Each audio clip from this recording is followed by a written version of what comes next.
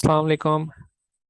So account health के बारे में ये देखा जाता है कि जब हम एफ बी होल सेल कर रहे होते हैं तो इस चीज़ को मॉनिटर करना बहुत ज़रूरी है। तो ये अकाउंट हेल्थ है, हमें कहाँ से ये सेलर सेंट्रल के हमें परफॉर्मेंस पे जाके हमें अकाउंट हेल्थ देख सकते हैं। तो आप अकाउंट अगर यूज़ कर रहे हैं, अगर being as a virtual assistant, तो ज़रूर अपने क्लाइंट के जो आपके चाइल्ड अकाउंट होते हैं उनके थ्रू अकाउंट हेल्थ उनकी आप देख सकते हैं, जो ऑलरेडी अगर वो एग्जिस्टिंग किसी लिस्टिंग पे काम कर रहे हैं या उनके फ्रेश अकाउंट होंगे तो बिल्कुल उनकी जो लिस्टिंग है वो सब कुछ रिफ्रेश्ड होंगी और अकाउंट हेल्थ भी अच्छी होगी। तो अकाउंट हेल्थ पे जब हम आते हैं तो बेसिकली इसमें हमें अकाउंट के हवाले से सारी चीज़ें यहाँ पे अप टू डेट पता चल रही होती हैं। तो इसमें तीन किस्म के हम यहाँ पे स्प्लिट कर लेते हैं इस पूरे डैशबोर्ड को। बिल्कुल लेफ्ट साइड पे अगर हम यहाँ पे देखते हैं तो कस्टमर सर्विस परफॉर्मेंस आ गई।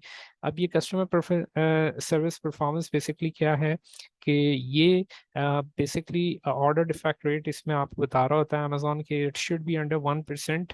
और यहाँ सेलर फुलफिल्ड और फुलफिल्ड बाय अमेजोन के बारे में अपडेट कर रहा होता है। अच्छा, ओडीआर जो है यहाँ पे मैं बताता चलूँ कि ओडीआर इससे जो डिपेंड कर रही होती हैं, तीन चीज़ें होती हैं जिसमें negative feedback, A to Z guarantee claims और चार्जबैक क्लेम्स पे। अगर तो कस्टमर हैप्पी नहीं है प्रोडक्ट से, तो कस्टमर को या तो डैमेज आइटम मिली है तो वो क्या करेगा, एक नेगेटिव फीडबैक दे देगा। अब वो नेगेटिव फीडबैक से ओडीआर जो है इम्पैक्ट होता है। Secondly A to Z guarantee claim से ये है कि अगर प्रोडक्ट को जो है टाइमली डिलीवर नहीं हुई, 3 दिन का टाइम था, अब 4 दिन बाद मिली 5 दिन में, या उसका वैलिड ट्रैकिंग इसको नहीं दी गई, तो जो कि सेलर फुलफिल्ड में है, तो वो A to Z guarantee claims खोल लेते हैं, जिसकी वजह से वो रिफंड जो है उनको प्लेस कर दिया जाता है। ठीक है, उसके बाद जो चार्जबैक क्लेम्स हैं, तो चार्जबैक क्लेम्स में जो डिस्प्यूट से जाते हैं उसमें रिफंड करना होता है, जैसे कि स्कैम या फ्रॉडलेंट एक्टिविटी होती है तो उस पर भी जो है ओडीआर इम्पैक्ट होता है, तो जिसकी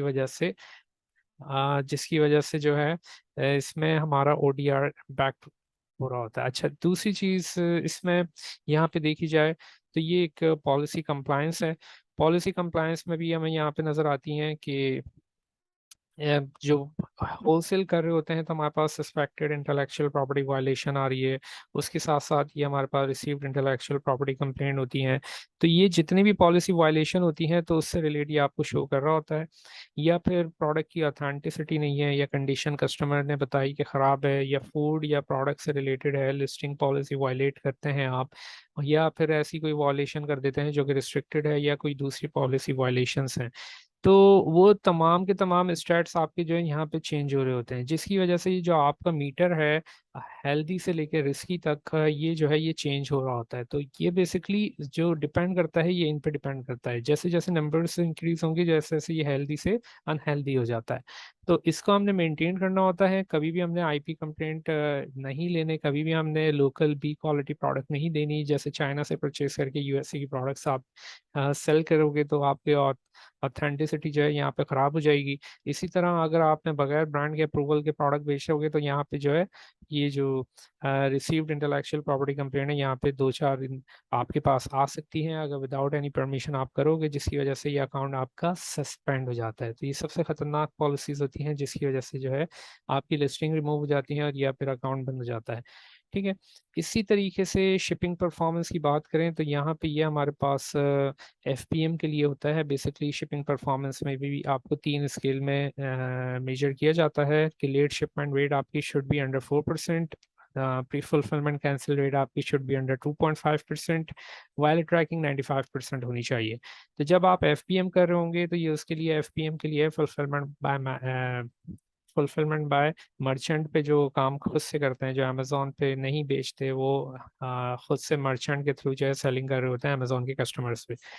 तो अगर शिपमेंट रेट, अगर आप डिलीवरी लेट करते हो, 2 से 3 दिन की डिलीवरी है, आप 6-7 दिन में देते हो, 5 दिन में देते हो, तो ये आपका जो है इम्पैक्ट होता है और यहाँ पे स्कोर आ जाता है। तो यहाँ पे लिखा है कि it should be maintain under 4%।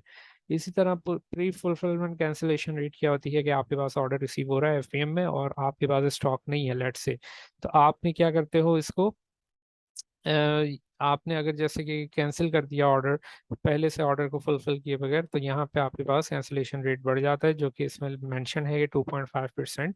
के अंदर होनी चाहिए। इसी तरह अगर आप उसको ट्रैकिंग इन्फॉर्मेशन गलत दे देते हो और ट्रैकिंग इन्फॉर्मेशन नहीं देते, डिलीवरी लेट है या फेक ट्रैकिंग नंबर है, तो ये 95% से जो है कम होती रहती है। तो इसको शुड बी ओवर 95% होता है। तो ये तमाम चीज़ें इसको मैनेज करना होता है ताकि आपका अकाउंट हेल्दी रहे। तो होपफुली ये वीडियो आपके लिए यूज़फुल होगी। अपने अकाउंट को आप मेंटेन रखें, हेल्दी रखें और इसको फॉलो करें। Thank you.